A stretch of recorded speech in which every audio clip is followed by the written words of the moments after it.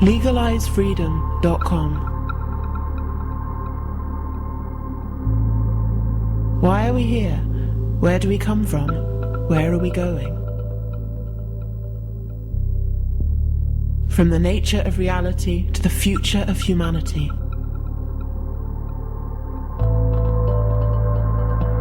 Beyond politics, poverty and war. LegalizeFreedom.com.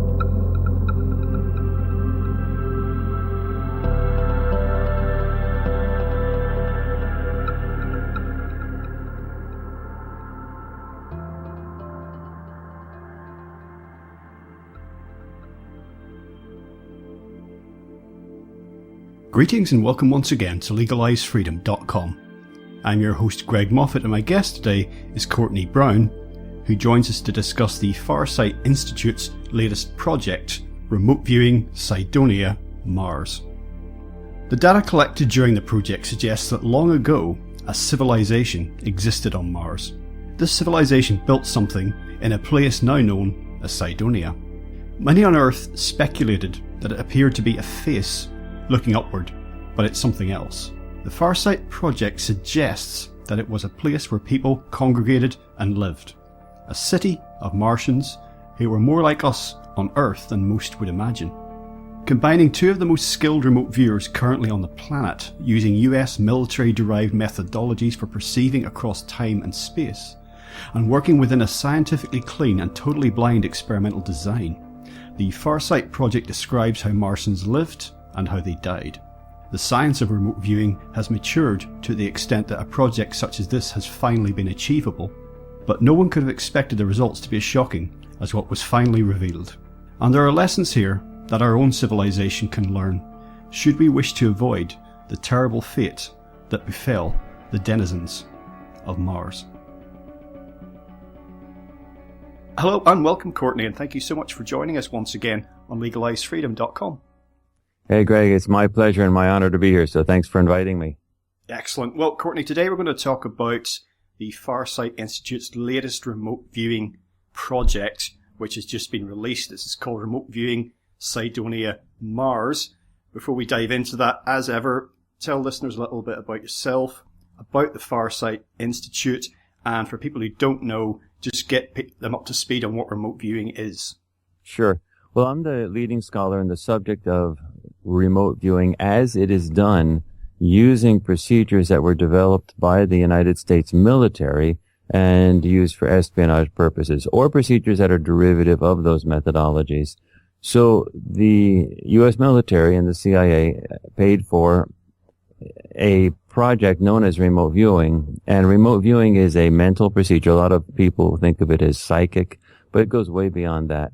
There's a mental procedure that's used to allow trained individuals to perceive across time and space in complete violation to the known laws of physics, the fundamentals of physics. So, we have new physics that help explain that now, but the stuff that you're taught in the university seems to prohibit that. So what we understand now is that the laws of physics that were taught at the university really work within a small subset of a larger reality, because now we know that this remote viewing allows us to explore beyond the limitations of just that. So for those of your listeners who are thinking that this type of thing is impossible, it's just that the laws of physics that were taught in the university are needing a new update, you might call it. Remember, the quantum mechanics and relativistic physics, which are basically the bottom line of what's taught at university levels worldwide, the fundamentals have not changed for 100 years, so they're 100 years old. The details are great. I'm a mathematician.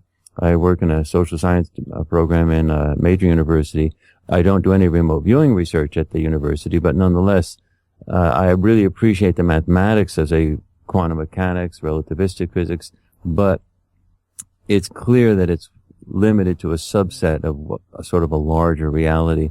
And we are seeing a change in physics that allows the understanding of how remote viewing works, but it hasn't really hit the sort of the mainstream. About 18% of mainstream physicists now accept alternate views of physics, alternate views of interpretations of the quantum mechanical understanding and its macro implications, but you still have about 82%. The 18% that do accept these alternate new ways of thinking about it really are younger, and the older ones were simply waiting for them to retire and die off. And that's a generational replacement, and that's normal. But the basic idea, it's a mental procedure where trained individuals can perceive across time and space to see things that they otherwise would be impossible to see. That means they can see things in the past, present, or the future, or something on the other side of the planet, under what's called totally blind conditions, meaning they're not told,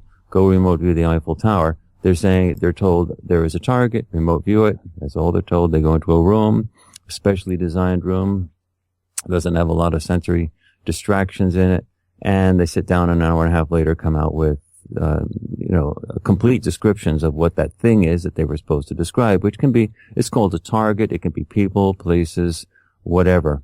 And so we at the Farsight Institute, Farsight, like seeing far, we're the leading civilian group we're actually the only show in town in terms of a major venue for huge scientific studies in remote viewing. And we also have a lot of projects that we have done that are very interesting. Most of our stuff is totally for free. It's on our website, www.farsight, that's FARSIGHT.org, O-R-G, including complete instructional information on the remote viewing, on remote viewing procedures. There's many different styles of remote viewing.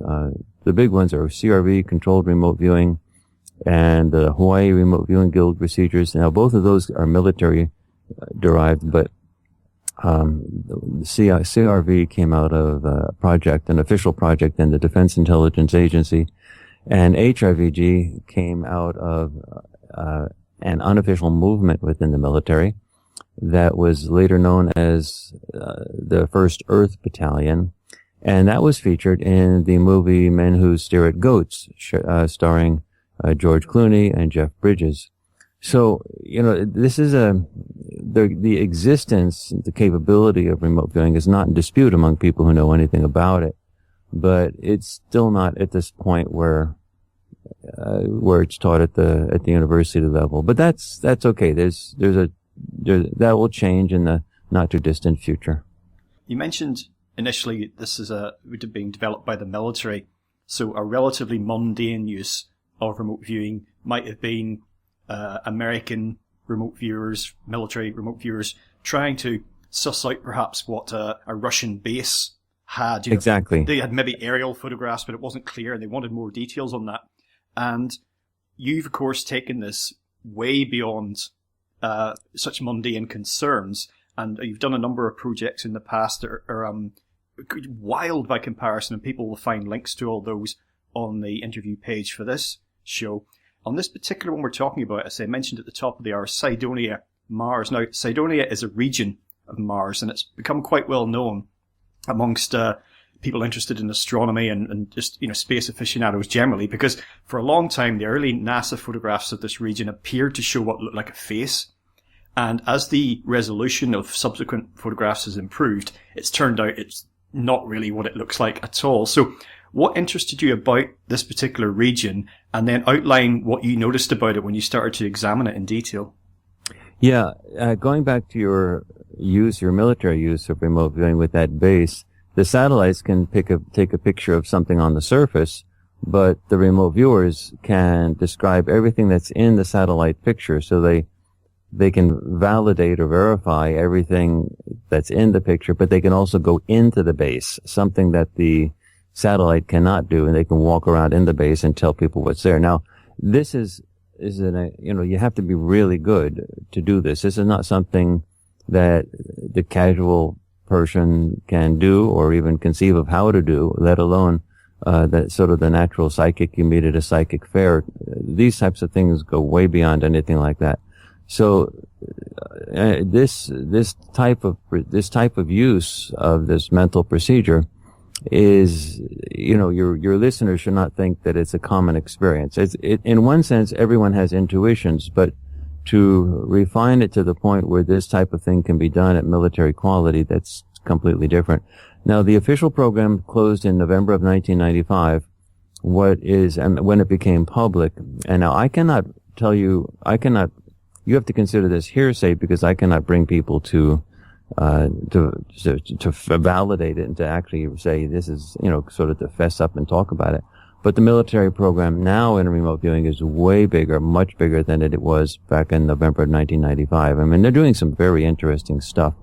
So I can't say, talk to so-and-so and they'll tell you the whole thing. As soon as that becomes public, they'll close that one down and start up another one and say, I don't know how that one started. The first one was, it was just a rogue general slipped through the cracks. But, they have an extreme interest in that type of stuff. But their stuff is military oriented. And our stuff at the Farsight Institute, we've had the military guys on our board of directors. So we have a lot of interaction with them. But the point is that our stuff is totally civilian.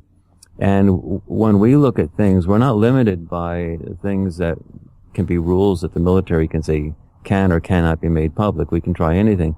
So with regard to the Cydonia project that you just asked about, that was always an interest to me because I never thought there was a face on Mars. I mean, I saw the original Viking photographs, but, who knows what that thing is. It was big. It was like 3 kilometers from corner to corner. So the idea that it was a sphinx-like thing carved out of rock, 3 kilometers big, I mean, that's like, who would do that facing upwards? I mean, that's a lot of work to do something like that. So I sort of raised my eyebrows and said, well, I don't know about that. Then the better photographs came in, and NASA, which has a clear interest in dampening down discussion, public open discussion about extraterrestrial content, NASA published a lot of stuff saying, see, look at these new photographs. It's not a face. See, I told you so. And the mainstream media, which was essentially ignoring the face idea, chimed in immediately. So whenever whenever sort of the officialdom says something, the mainstream media is very quick to repeat it. Whenever somebody else comes up and says something that's opposite what the mainstream media or the officialdom is saying, the mainstream media sort of just ignores that. So, but the idea of it not being a face was really well publicized with these new photographs. And I looked at the new photographs, which were really high resolution, really nice, and I just chuckled over the whole thing because I wasn't even looking for a face. I mean, I thought the whole idea of a face was preposterous in the first place, just because who would do such a thing? But I saw in the photograph absolutely unambiguous, clear, parallel and perpendicular lines, a perimeter around this thing, and a semicircle on the other end that was totally unnatural. I mean, nature with erosion processes simply does not make perfectly parallel and perpendicular lines as a perimeter around something and then a semicircle on the other side. It just never, ever, ever happens. And so I said, this is like a magician's show where the magician distracts you by having something going on the left while he or she is doing something on the right. So this whole talk about the face was really distracting to everybody because if they said, okay, it's not a face, then they weren't seeing it. So easy to distract people. They weren't seeing what was right in front of their own faces, which was clear evidence of artificiality, at least on the surface level. So back in the old days, I always had it in my mind, hey, I'm going to investigate that one day if I ever get a chance. And as the chief investigator for many projects at the Farsight Institute, I was able to send these remote viewers, and we work with the absolute best remote viewers on the planet. These are like scary good remote viewers. Dick Algeier, who's out in Hawaii, he studied the HRVG method, came out of Special Forces Intelligence with Glenn Wheaton out in Hawaii, and then Daz Smith, who's British, he's out in Bath, and he works with CRV, controlled remote viewing, which is a method that came out of the Defense Intelligence Agency. So 2 different methodologies, 2 different viewers, opposite ends of the planet, totally blind. They were never told anything about what the nature of the project was. They were just given a non-leading email from me saying, we have a new project, we have a target, remote view it, do it. And they did it with no communication between themselves whatsoever. And they came in with totally corroborating data. Now, the data that they have for the Cydonia thing is very important to describe. There's two types. One is called verifiable and the other is new. Now, the verifiable data are data that match the target photo, the photo that was given to us by NASA, JPL, and University of Arizona, the partners. And that's very important because for remote viewing data to be worth anything, there has to be a huge element of verifiable data that is absolutely without dispute. And the remote viewers, under totally blind conditions, have to describe those data without any problems. Those data have to be a perfect match. And then, since they're at the target site with their perceptions, they then just go on, they don't know what's verifiable or not at the time they're doing the sessions. They just go on and keep on describing whatever they see. And so they fill in the rest of the story. We get the entire backstory of what's actually there. And in the old days, the military use of remote viewing was always done with paper and pen. And Greg, it was dreadfully boring to watch.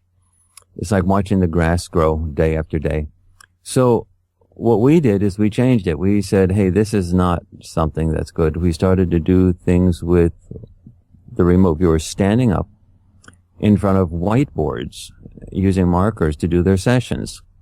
So we have morphed out of the paper and pen process. Those are paper and pen sessions are used just as warm-up sessions to let remote viewers get sort of an initial feel of the target. Then we switch over to video. Now, it's hard for us to do this, so people should really appreciate how much effort goes into this. These things are done totally blind. That means the remote viewers don't have anybody anywhere near them that knows anything about the target. That means they set up their own camera. They set up their own audio. They're the audio guy. They're the camera guy. They set up their own whiteboard. And then we also do green screen stuff. So they set up their own green screen and they do the focus themselves. The audio has to be perfect. There's a lot of stuff that has to go on. And then they turn on the camera and they start their sessions. So, the level of capability to do something like this is really, really high. So when you have a local person like Daz Smith in the UK, you have to understand you have a planetary resource there that, other countries simply don't have. And it's an extraordinary thing. I don't think, one day I hope Britain wakes up to the idea that, the UK and the United States have some remote viewers that are extraordinary, but it's very unusual. And having someone like Daz Smith is on the planet. I mean, look, you've ever, the Queen of England. Well, this person's more rare than the Queen of England. I mean, this is a very rare person, and he happens to be just right around the corner of you. And so, the Brits really need to understand that this is a very unusual thing, and other countries would do anything to be able to have similarly trained people. There's a lot of people who are trained in remote viewing to a basic level. But to be at this level, where you can describe things in such exquisite, elegant detail, is just not something, it's not a casual level of training. It's like Lang Lang playing the piano. You can go up and play the piano and make noise, but if you want to hear Lang Lang play it in Carnegie Hall, I mean, that took a lot of work for Lang Lang to get to that level. And that's what we're talking about with people like Daz Smith and Dick Algar. So anyway, that's what they do. And that's why I picked Cydonia, because of these parallel and perpendicular lines. Now, if you go to our website, farsight.org, www.farsight, like seeing far.org, and right at the top, you'll see a big banner for, Cydonia Mars. Click on that. You can actually see the pictures that are in the target definitions, the things that the remote viewers were supposed to perceive. Again, they didn't see those target definitions when they were doing their sessions, but you can see the targets, and you can clearly see the parallel and perpendicular lines, and you can chuckle along with me if you want with regard to the face idea, and how well that face discussion really distracted everyone from what's so obvious when you look at the picture and just forget the face idea, but then look at the picture for what it is and you say, oh my gosh, look at that. And those things, it's a huge thing, 3 kilometers from corner to corner. It's got a perimeter around it, and it's elevated. So what we did was we sent the viewers in it for 2 different time points, what it is right now, and they replicated exactly what it is. They gave everything that was in the target photo that NASA so graciously supplied. And then they went in and described everything. They found structures buried underneath the surface, saying these are hard for people to see. These are sort of embedded, tremendously weathered. Something very ancient in the past is here. And then they went back in time to the point when the Cydonia stuff was in maximum use, when it's in its prime condition, and saw what was going on there. And that's when we saw what the Martians looked like, what they were doing. They were just like us, Greg. Literally, they looked like us. They acted like us. The reviewers went into their religious issues, how they had charismatic leaders. That place that's in Cydonia is an elevated place, and in fact, it was surrounded by an ocean. And NASA now completely acknowledges there was huge oceans all over Mars. And that's actually a recent thing. Just a couple of weeks ago, they finally confessed that, which was that the oceans were, covering basically about half the planet, and that they lasted for millions and millions of years. It wasn't just like, in the past, NASA was saying, yeah, it looks like there was some water there, and it might have been around for a few thousand years before it evaporated off. So now they're saying that the planets were huge. They covered a huge swath of area on Mars, and that they lasted for, perhaps hundreds of millions of years, and that's in the so-called habitable zone. So that's melted water, warm, go bathing, go swimming, that type of thing, for millions, hundreds and hundreds of millions of years. So they're slowly introducing the ideas to the public. Now NASA knows full well what's there. They know that there was a civilization there, the whole thing. But the acknowledgement that there was life on Mars, and it was intelligent life on Mars, that has never been a scientific decision to make on whether to talk about it publicly. Everyone always says we have to wait for scientists to discover this. They're living in a Disney world. That's a dreamland world. It's never, ever, from the very beginning, been a scientific issue. It's a political issue. The political people have to make the decision that it's okay to say these things, that it's okay. This type of stuff is not handled on the scientific level. Scientists are the front men of a dog and pony show of distraction until the political decision is made that it's all right to, talk about this. And they're very slowly moving in that direction.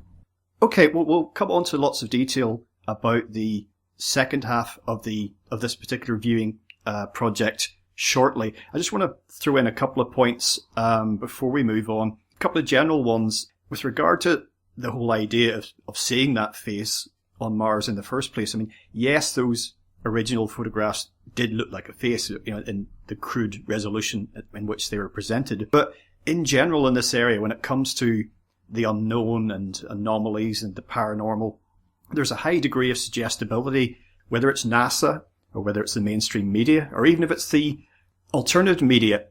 You say to someone, look at this photograph, it's Bigfoot or whatever. And when people are told what they're seeing, quite often as not, they will see what they're being told and not what is there, So absolutely. That's definitely an issue, I think. Which is one of the reasons it's so good that remote viewing is done totally blind. And we're very good at picking targets and picking projects within which these targets are based that are very different. They have great variety. Like the project we did right before this was the events of the 9/11 thing, where the Twin Towers in New York and the attack on the Pentagon in 2001. So, and the one we did before that was the Great Pyramid of Giza. And the one we did before that was an anomaly on the bottom of the Atlantic Ocean that looked like it was the ruins of an ancient civilization. And the one we did before that was a science experiment on the nature of time. So that was called our Multiple Universes Project, which was an investigation of ideas that were raised by Hugh Everett in 1957, a physicist who studied under John Wheeler at Princeton. and who came up with the other world's interpretation of quantum mechanics, which is now the interpretation that's slowly replacing the so-called standard model, or the originally called the Copenhagen interpretation, which is still dominant in physics, but it's clearly stupid and it's being phased out. The younger physicists are accepting the other world's interpretation finally. And that is, by the way, that is the interpretation that allows for an understanding of remote viewing in the first place. So you see, our projects are very different from one another, and the remote viewers have no idea what's coming at them. And we had never assigned them explicitly extraterrestrial targets, UFO type stuff. We just didn't do that. And for about 15 years, I told them always, don't worry. A lot of them were very hesitant to do extraterrestrial targets because they're hungry for mainstream acceptance. And they thought the combination of extraterrestrial concepts with remote viewing would make it further esoteric. So they wanted always targets that were grounded in something that happened right here on Earth. And so I always said, don't worry, because I didn't want them to quit on me, because these people are not replaceable. So I always said, don't worry. I will never assign you extraterrestrial targets. And also the military people were very insistent. They were on our board of directors. They did not want extraterrestrial targets. And then finally what happened is the military people became emeritus members, and they basically retired. They were, getting older, and they retired, and I also don't like rules placed saying I can't do this or can't do that. But all the time during the 15 years that I was promising I'll never do extraterrestrial targets, don't worry, I was lying. And I knew I was going to wait for an opportunity, because they had to do this totally blind. They had to do it totally without any idea that this was going to happen. So there were two projects that I knew I wanted to do, but I knew I couldn't tell the remote viewers that we'd ever do them, because these guys are really so good that if they even suspected that I might do them, they would do the first session, see the basic elements, and then know what the project's about. So I had to keep them blind, because this was going to involve like 6-7 targets that they'd have to go back and back and back at. I had to really make a convincing effort over like 15 years that I'd never do such a thing. So for years I told them that, don't worry, we will never do 9/11. It's clearly the military doesn't want us to touch that stuff. We're not going to do it. Now, I said this on radio. I probably said it on your show. I read it on radio. I said it to them personally, and emails and personally. And I also told them, don't worry, we'll never touch extraterrestrial targets. And I said that on radio, and I said it everywhere. And they really bought it hook, line, and sinker. So eventually, when I was convinced that they really did believe it, that I'd never do those things, I gave them the 9/11 stuff. And it was really funny to watch them do the sessions, because the session for 9/11 came in so great. There was like 7 targets, and you could see them saying, this really does look like the World Trade Center, but Courtney said he'd never do that. What is this? And so they kept in doubt the entire time, which was perfect. That was the only way the sessions could have been done. If they didn't stay in doubt, then the imagination, once they figured out what the real target was, then imagination and memory would have come in, and the project would have had to be stopped. So it really worked. And the same thing with this extraterrestrial stuff. Here I was telling them someplace on Mars, and they were saying in their sessions, Courtney doesn't give us extraterrestrial target, but the gravity's lighter here, and the air is really thin. Daz has a really funny moment, for those who, get the humor of this, where, how a dog smells something, like it's driving around on your car, and it sticks its nose out the window, and it raises its nose up and sort of sniffs, and you can sort of see it like move its nose up and its head up a little bit as it's sensing things. Well, there was a time when Daz in his sessions was noticing that the smell of the place was different, and the air was thinner, and the gravity was lighter. And then he raised his head up, and you can see him sort of sniffing, sort of smelling like, what is this? What is this? It was so funny. And then later on in another session, he says, Courtney doesn't give us any extraterrestrial targets. What is this? The gravity's lighter here. It was so great. You see, they were in doubt. And when their conscious mind is in doubt, these great viewers are scary good because they're taking perceptions directly from what we call their subspace mind, or, you know, what some people in the audience might say, the soul or the spirit or the non-physical element of the real us. And they're taking those perceptions and recording them directly. And it was all captured live on video. And so it's really something that you're on the edge of your seat watching, because you know what the target is supposed to be, and you know that the person that you're watching doesn't know. And you're seeing that person sort of put it all together, and you see all the data come together, and you see all the verifiable stuff, and then the new stuff, the new data, they become extremely persuasive when they're built in when they're mixed with the verifiable data that you know are correct. The air, the gravity, the barren landscape, the hill, the linear elements that are there. I mean, it becomes very, very credible, very, very believable, very persuasive. And so, yeah, we really knocked it out. We now know what was there in Cydonia, and we know who did it and why they did it and what happened to them.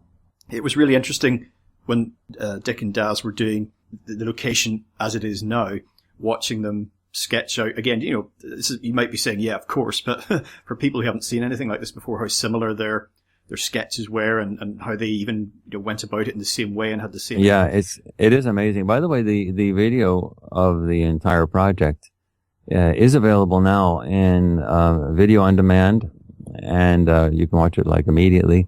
And it will be available in a few days as a DVD, also in Amazon, sold through Amazon. The video on demand is sold through Vimeo. But the project, we have a lot of free stuff on our website, but these projects, these video projects, are things that are done totally on video, so they have to be shown on video, and there's only one way we can do that, and that's with professional video presentations that are you know, given in professional venues, such as on DVD or on or video on demand. And there's one thing I would like to say is we are a nonprofit, and we have no way, we do not advertise.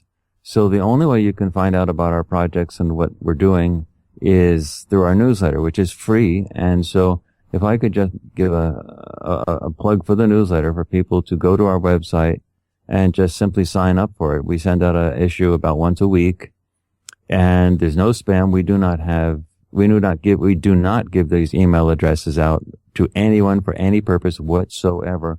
And so if you go to our website, Farsight, like seeing far, FARSIGHT, .org, because we are a nonprofit, at the top of the navigation bar, you'll see sign up for the free newsletter. Just put your email address in there, and boom, you're done. And we will notify you, once a week with the new stuff that we're doing.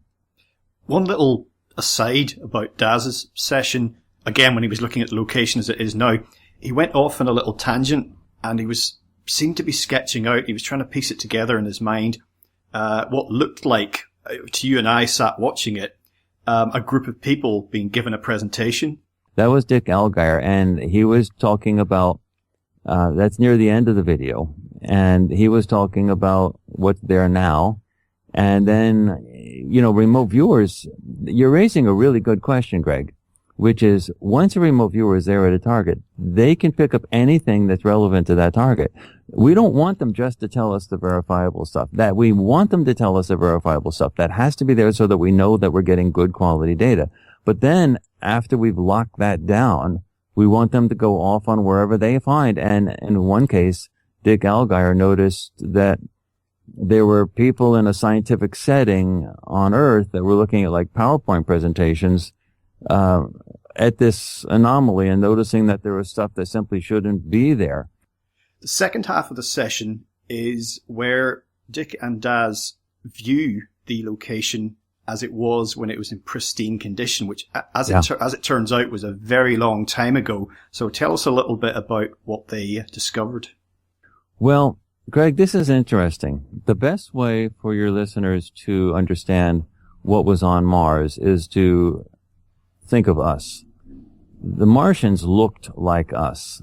I like to think of them not as Martians over there, but us when we were there. So they looked like us. They acted like us. They were led by charismatic leaders, just by us. What was at Cydonia? It was like think of it as a island city.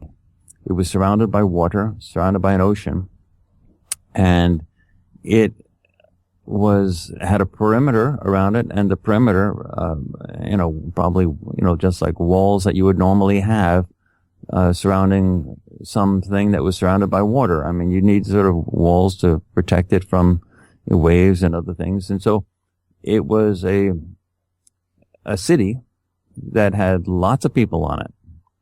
And those people had poor areas, and they had rich areas. They had rich people, they had poor people, they had people in the middle.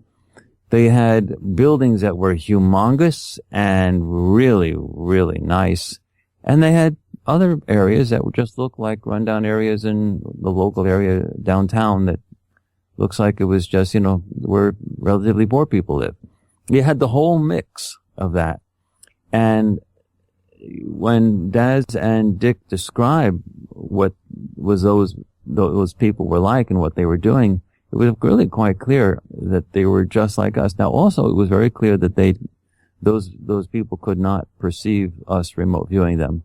And that's important to know, because humans are like that. Normally, humans cannot perceive when someone is remote viewing them. However, some extraterrestrial types who we do know now, they can perceive us. So if you have remote viewers go to an extraterrestrial ship and you go into it, very often you'll have the extraterrestrials turn right around and stare at the remote viewers. Mind you, they're doing this under totally blind conditions of viewers, so they don't know that they've been targeted, that they've been told to go into this ship that's an extraterrestrial ship, until after the sessions are all done and the project's over. But would they report back, that they're in this vehicle of some type and people are turning around and looking straight at them, pointing at them and stuff like that. So some extraterrestrials clearly have the capability of unambiguously noticing when a remote viewer pops in. But these Martians did not. So they're very human in that sense. And these Martians were in this location in a city that would be very much at home on Earth. And what basically happened is they had tunnel systems that were extremely advanced. Not that much difference in some of our very advanced subway systems that we have today. So I wouldn't compare it with the subway system in New York. And both Dick and Daz described the underground elements and parts of that Cydonia complex very well. They both described these, passageways going down, the tunnels and so on. Dick gave a long description of the nature of the tunnels, and they weren't like the New York subway system, which sort of run down and dirty with old trains. They were really high tech and really clean, and when they were in their prime, they were really great. Now, this idea of tunnels on Mars has been around a long while, and there's actually good pictures of these tunnels as they surfaced, when erosion processes basically, revealed them. And they have pictures of that, that are available. And we put some of those pictures in the video so people could see some of these tunnels on the surface that have been revealed from erosion processes. But Dick Algar goes into the tunnels and describes them. And then he describes the condition of the tunnels in today, in the current time. And he's really clear about saying, wow, these are much different than the way they were in the past. And he clearly describes and draws really nice pictures of how they were then and how they are today. And he said something like, imagine the New York subway system 10,000 years into the future after the end of civilization, whatever, humanity's gone, and total decay and everything. That's what it looks like now. So that's what the subway system looks like now. It's still there on Mars, but, there are no trains running, and it's in total decay, and it's collapsing, but it's there. The holes, the tunnels are still existing. You can still walk through them. And that's what it's like now. And it's really interesting to get a good description of that. And it would make sense if Cydonia was a major population center back in those days. It would make sense that the tunnels would, in fact, connect it with other places on Mars. So that's what did happen. And then we, Dick actually in particular covered a little bit more about what happened at the very end. And we do know what happened. We've had a number of studies dealing with that realm of the solar system. And it was, Dick clearly describes that this thing didn't end with a whimper. It ended with a bang. There was a sudden cataclysmic event that ended up producing like tidal waves, and there was an inundation of the tunnels. That's how Cydonia ended being Cydonia. You know, it was basically washed away. And so we do have lots of information about that. You see, on Mars, if you look at planetary data, one half of Mars is totally covered with huge impact craters. The other half of Mars has nothing. It's flat. So something exploded near Mars that pelted it like a shotgun, and the other half was unscathed. Now, the side of Mars that has craters on it is about 1 kilometer thicker. The crust is about 1 kilometer, sometimes up to 3 kilometers thicker than the other side of Mars. So whatever happened exploded near Mars and pelted it with a lot of stuff and basically laid a lot of debris down. Well, that was the beginning of the end. Now, we did another project, the Farsight Institute, and that's available. You can see it for free right on the website. That project was the origin of the asteroid belt. And what we were doing was we were comparing two hypotheses. One was the mainstream science accepted hypothesis that has absolutely no data to support it. But nonetheless, it's what mainstream scientists tells you at universities, is that it was at the solar nebula hypothesis, which is the asteroid belt is constructed from junk that was left over from the primordial solar nebula. Now, the alternate hypothesis, which was actually, it was the very first reason that was ever given for the origin of the asteroid belt, but was quickly dropped. But it was heavily supported with a huge amount of planetary data by Thomas Van Flandern, who was a very mainstream astronomer with a huge publication list. And he was the head of the Department of Celestial Mechanics at the Naval Observatory. And he assembled a huge quantity, and I mean huge quantity of data that supported the understanding that there was a planet there before the asteroid belt, and it exploded for reasons that he said was unknown. So that planet was there, and that's how the asteroid belt actually happened. Now, I don't have time to go into sort of the planetary data, but just to briefly summarize, all the asteroids, they show evidence of extreme heat, about melting and stuff like that. And that wouldn't happen with the solar nebula hypothesis. Also, they're solid rock. They're big rock, like Ceres and so on. I mean, they're like really big rock. And for rock to form, you need a gravity source to compress it. You need a big gravity source to bring all that dust and material in. So you really can't get big asteroids from a solar nebula hypothesis. So anyway, that plus a ton of other data that I'm not going to describe now really support the idea that seems improbable from people who don't want to think about exploding planets. But there was a planet there, and it did explode. Now, just to give you an idea of how easy that is for some of your listeners that might have an open mind, it's really easy to blow up a planet. It's not hard. You think of it as like, you can't blow up a planet. I mean, stars can blow up because, you get a supernova. You can't blow up a planet. But that's actually not true. That's really Disney. That's really crazy. It's really easy to blow up a planet. Our planet, for example, Earth, is a giant lake. We are an 8,000-mile diameter ball of liquid molten lava.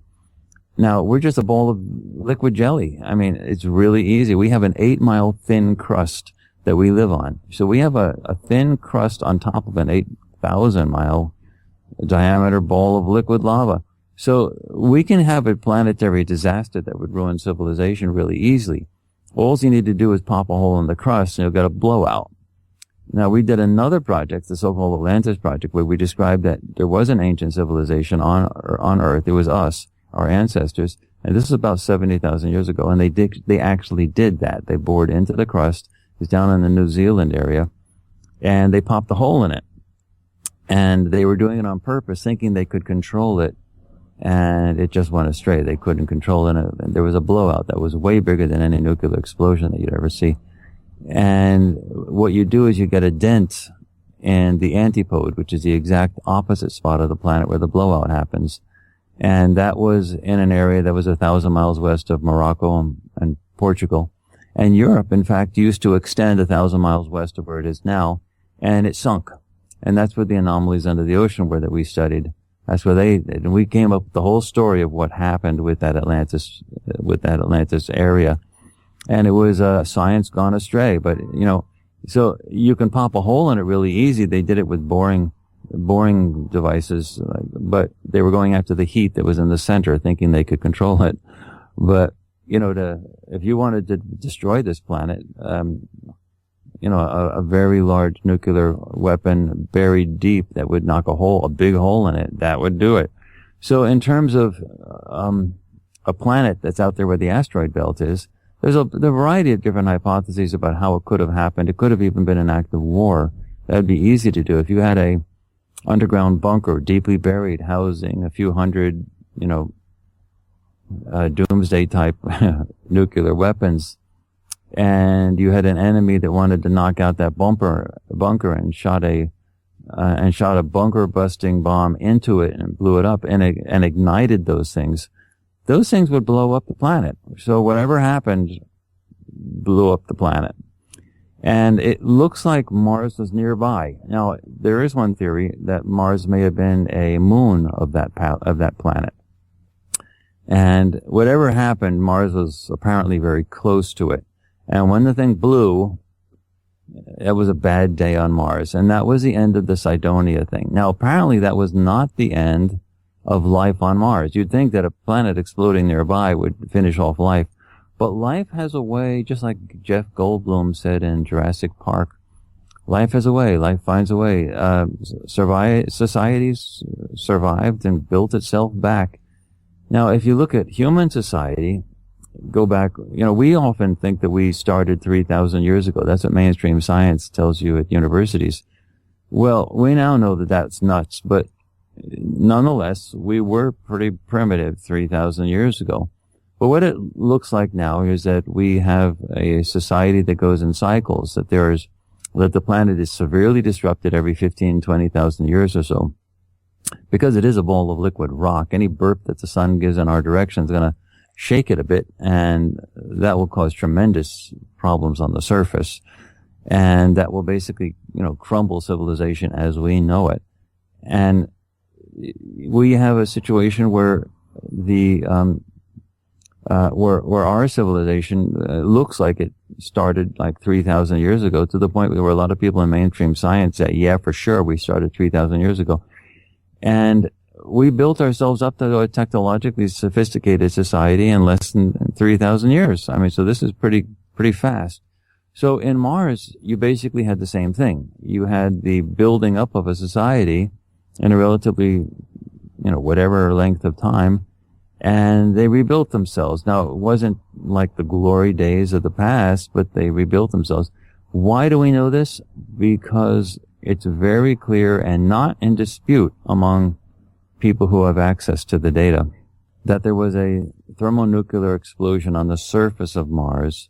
We actually know the area it happened, where it happened. We know the antipode for that and the evidence there. But we know it because of nuclear forensics. It's absolutely unambiguous that there's radiation traces on the surface of Mars that could only come from a nuclear bomb, from a nuclear reaction, an explosive nuclear reaction. And, like with nuclear forensics, there's certain things that can only come from certain types of phenomena. And one of those things that they clearly show in the isotope readings on Mars is there was a nuclear detonation. So they know a lot about that. There's a new book out by John Brandenburg, who's a PhD guy, physicist type guy, and he actually has talked about that in a couple books. It's really for those people who know about this information and have access to the actual data. It's without doubt that there was a nuclear detonation on Mars. So they built their civilization back, and the nuclear detonation was the final straw that broke the camel's back. The nuclear detonation blew the last elements of the atmosphere off, because Mars is not a really great place in terms of a gravity well. It doesn't really hold on to things very easily. It's a smaller planet. So the bad day that they had with the exploding planet nearby was one thing. Building themselves back was admirable, but the nuclear detonation finished them off. That's when Mars became what we see now, an uninhabitable planet that is, just got a lot of ruins on it. So, and one day we'll see, hopefully it'll be in the near future, we won't have to wait for 100 years or so, that eventually the political decision will be made to let scientists talk about what they know, and it'll be really interesting to see the discussions that are happening on Earth. We actually really need to know about what happened in Mars and the Cydonia region, because we need to learn from the mistakes that the Martians did so that we don't repeat those same mistakes and follow their path down the path to hell. One ironic thing about that might be that if it suddenly was public knowledge that such a civilization existed on another planet, that could actually tip us into our own planetary crisis due to the reaction of it. People have often speculated about how humanity might react if there was ever, confirmation of alien life. One interesting little thought that occurred to me when you were talking about the asteroid belt is that, mainstream science will look at a phenomenon like that and a phenomenon like that, start to formulate possible explanations. And we have a lot of, it's not evidence, but it's hearsay and myths and legends from humanity's past that speaks about, a missing planet, and there's all sorts of names for it, and, the legends are legion, really. Yeah. But it's interesting that when science is formulating its own propositions about things like that if no matter what any myths and legends might say that might be useful, that you could say, okay, well, that kind of makes sense on one level, or maybe we'll look at this myth and see if there's anything remotely scientific to it. They out of hand will dismiss that, and they will, defend their own postulation, no matter whether it actually holds up or not. So, yeah. Rather than just say, well, we acknowledge that these tales from the past, there's a lot of distortions there and a lot of misinformation, but actually we looked at some of this and it ended up pointing us in a direction that was really useful. Thanks, but they won't do that. Yeah, it's a real problem. That's one of the reasons the Farsight Institute exists, where our job right now is to get information out to as many people as possible so that the planetary change can proceed. You see, if you just leave it, first of all, you can't leave this thing to mainstream science because it's a political decision to reveal these things and to discuss these things. It's not a mainstream science thing.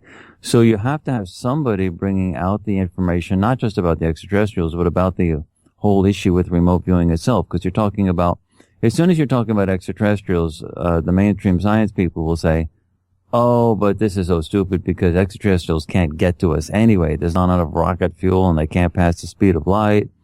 So the whole issue of physics has to be addressed. Now, military people, I've been in rooms with like 2-star generals on down. They talk about the extraterrestrials like you talk about what you had for lunch. I mean, it's not like, should we have enough evidence to see if they maybe exist? I mean, they just talk about what the guys are doing, what the UFOs are doing and things like that. And then you say, well, what if I go out and say, hey, look, I was just talking to so-and-so 2-star general and they were just talking about the extraterrestrials. They know it's real. And they'll look you straight in the face and say, go ahead, do it. I'll just deny it. And you're going to look like a fool. So, they're really covered pretty well. It's a political decision, not a military decision, and it's not a scientific decision on whether or not to talk about this stuff. So really, the military guys, they're very interesting and they're very pragmatic. But they're between a rock and a hard place because a lot of them are very altruistic and want to have this stuff come out. But they can't do that because they're government employees and the political decisions have to be made to let that come out. But they know that this stuff has to come out. And so people like us at the Farsight Institute are perfect venues for this information to sort of seep out. And so when I'm here on your show, Greg, it's really something that many people in the upper ups actually approve of. We could be closed down. I mean, we've had the military guys on our board of directors, for God's sake. So we could be closed down in a second. I mean, if they wanted to close us down, they would find some reason where we would be out of business the next day. So it's very clear that they want us here and they want us to do it. And this is even, the big test for this was the 9/11 project. Once all the remote viewing was in and I told the remote viewers what the data actually were, pointing at, meaning what the targets were and what the project was all about, everybody just looked at one another and everybody said the same thing. Are we going to be allowed to publish this? And I said, I don't think we would have been allowed to get this far if they weren't going to let us publish this. So we published it and there wasn't a single interruption. I mean, we were allowed to do it. And let me emphasize that last sentence. We were allowed to do it. They could have stopped it in a second. So there's a huge element in the military and the military intelligence and in some political circles that want this information out. And they're relying on us to get it out so that the so-called crisis that they're worried about in the future when this stuff becomes public isn't so big. So you get public acceptance. So now remote viewing, we are the leading venue anywhere for these civilian big projects and remote viewing using military or military derived methodologies. So now it's really big. Everybody knows about us. They know about what we do. Nobody's laughing anymore, Greg. In the early days, say 20 years ago, people were just saying they're deluded. They were laughing. They were mocking. Now nobody laughs anymore. There's nobody laughing anymore, anywhere. Not in the universities, nothing. It's like a waiting to exhale moment. And they're just waiting for the other foot to fall. So, never bet against smart guys and I mean guys generically, men and women. Never bet against smart guys who never back down.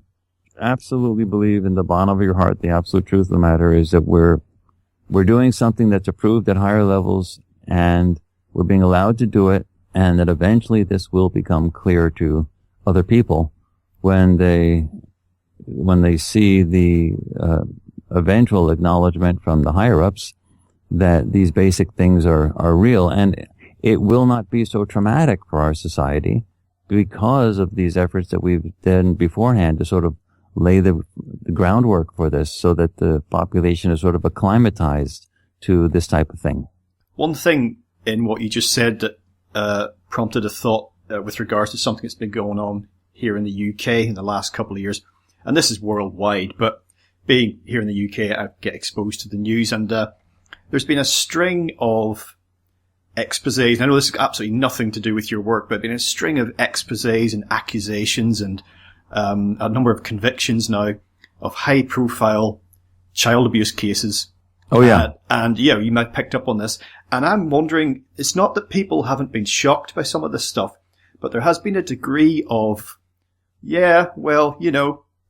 did think this. And I'm wondering about people who 20 years ago, 30 years ago, people on the fringes were saying, look, there's something wrong here, there's something going on, and it's big. How much that primed the collective consciousness for revelations that we're seeing now? Yeah, things normally don't.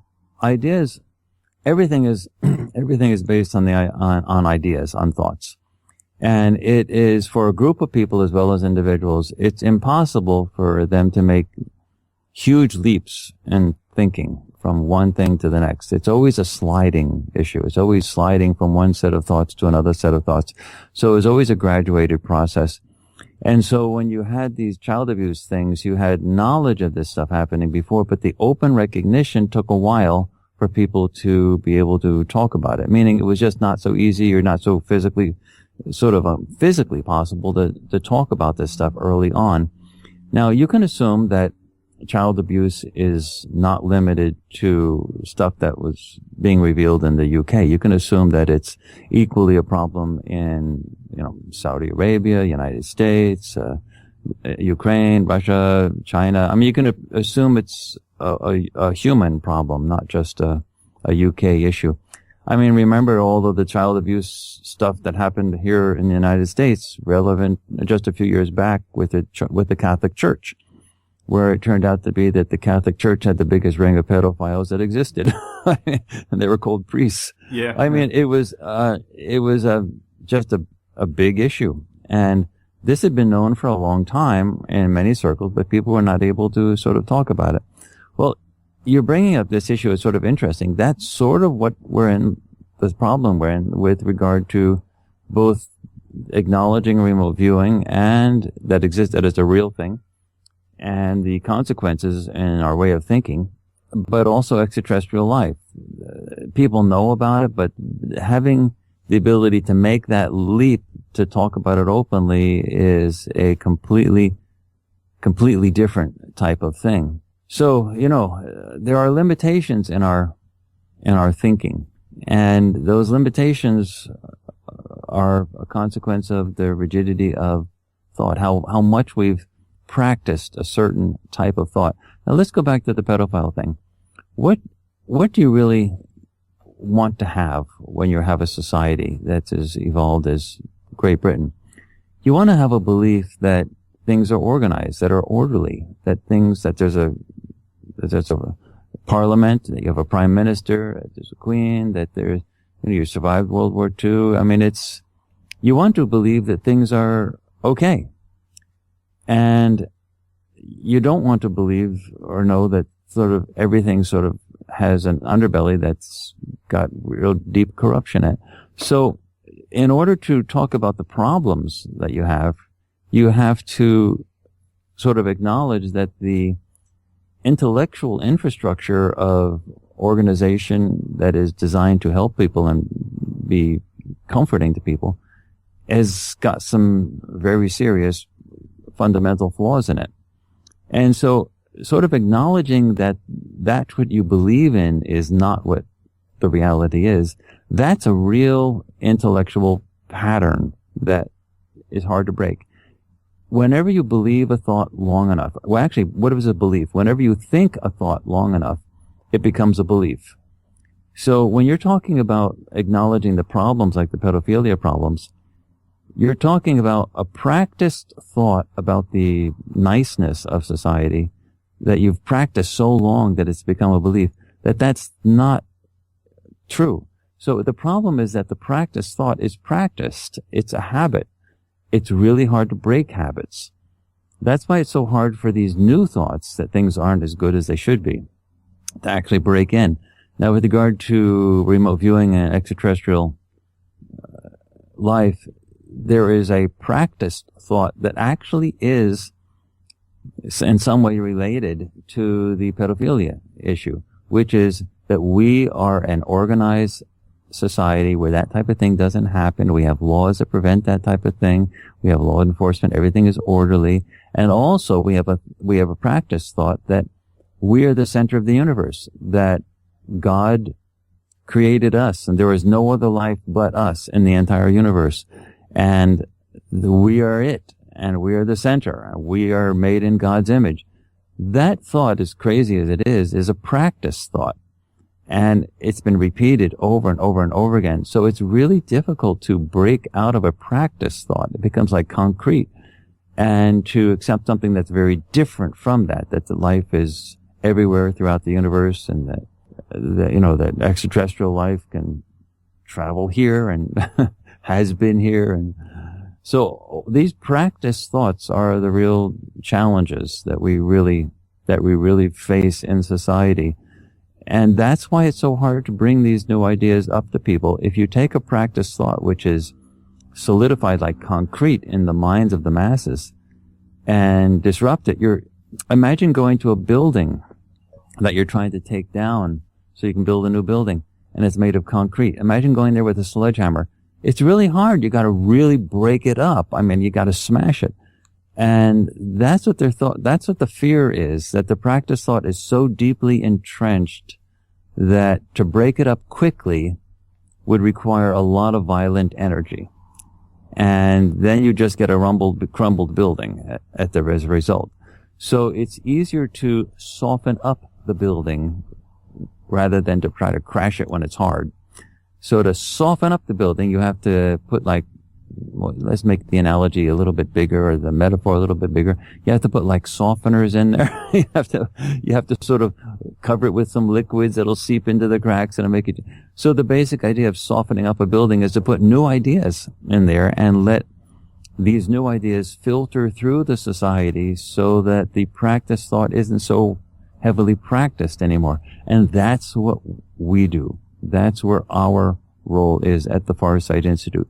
We are introducing these ideas into the mainstream, and everybody who gets one of our videos, everyone who buys a video and watches it and then talks about it with their friend, is actually helping the transformation of all of society, because you're introducing new ideas that are loosening up the solidified hard stuff from before and allowing for the transformation to occur. So the pedophilia thing came to a head in Britain, not because somebody took a sledgehammer to it, but because it was probably helped a great deal by the pedophilia expose that occurred with regard to the Catholic Church. And so that sort of let those ideas in, and then people started to talk about the other problems. And if it could happen in a Catholic Church in America, well, it could happen in UK, and then those ideas sort of came through, and then you have sort of, so it's the sliding of ideas, not the sudden change of ideas, that really makes things happen. Ultimately, when you deal with this pedophilia idea, you're dealing with something that goes back to Victorian era, which is the prohibition of sexual and sensual thought, producing all types of distortions. And then when you have a repressed level of sexuality, that sexuality comes out in other ways that are very distorted, and then you get pedophilia and other things. So you really wonder what's happening in Saudi Arabia, for example, or Islamic countries where sensuality is so severely repressed, way more than happened with Victorian elements in our society. And so you can just assume that what's happening in Saudi Arabia is way bigger of a problem than what you have in Britain. And that what are you doing in Britain about it? You're actually helping by having the priest scandal in the Catholic Church that helped to sort of open things up and allow Britain to face its own problems with that. And by having Britain face its own problems, believe it or not, that will eventually spill over. And eventually, at some point in time, we'll have revelations about what's going on in places like Saudi Arabia and others.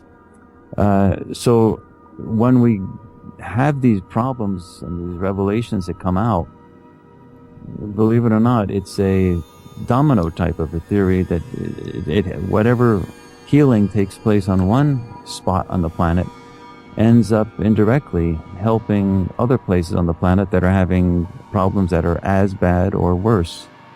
That concludes part 1 of our interview. Be sure to tune in next week for part 2. If you enjoyed the show, check out the website, which is legalizefreedom.com. That's legalize-freedom.com, where you'll find an archive of programs offering alternative views on a wide range of topics, including politics and economics, energy and environment, culture, spirituality, history, and the nature of reality. You can also browse and buy a range of publications from our guests, and if you're feeling generous, make a donation to help keep the site up and running. Based on current audience numbers, if everyone who tuned in donated just 5 pence per show, that's about 8 cents US, this could become a full-time, fully funded operation, offering more and more often. During October 2014, over 50,000 of you streamed or downloaded at least one show. Total donations were £7 UK, which currently converts to about $11 US. Whether you listen, donate, or do both, I greatly appreciate your support. Until next time, I'm Greg Moffat, and you've been listening to legalizefreedom.com.